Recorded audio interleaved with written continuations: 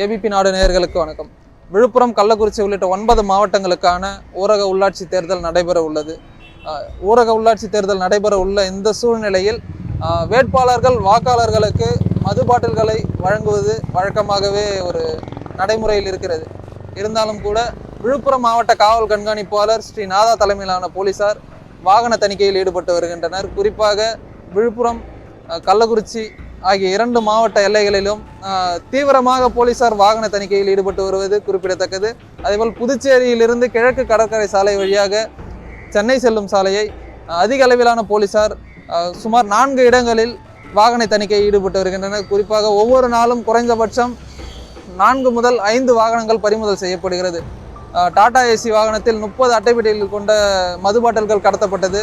அதேபோல் மணலுக்கு அடியில் புதைத்து வைக்கப்பட்டிருந்த எரிசாராயம் கைப்பற்றப்பட்டது. கடந்த 2 நாட்களுக்கு முன்பு விழுப்புரம் மாவட்ட கண்காணிப்பாளர் ஸ்ரீ நாதா அவர்கள் 4 லட்சம் மதிப்பிலான மது பாட்டில்களை பறிமுதல் செய்தார். இது போன்ற தொடர்ச்சியாக ஆங்காங்கே பறிமுதல் செய்யப்பட்டு வருகிறது.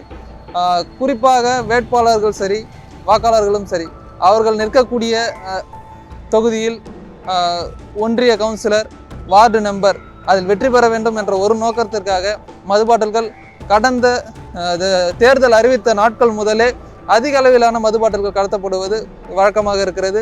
குறிப்பாக மதுவிலக்கு அமலாக்க பிரிவு போலீசார் தொடர்ச்சியாக இரவும் சரி பகலும் சரி இருவேளையும் போலீசார் சுழற்சி முறையில் வாகன தணிக்கையில் ஈடுபட்டு வருகின்றனர்.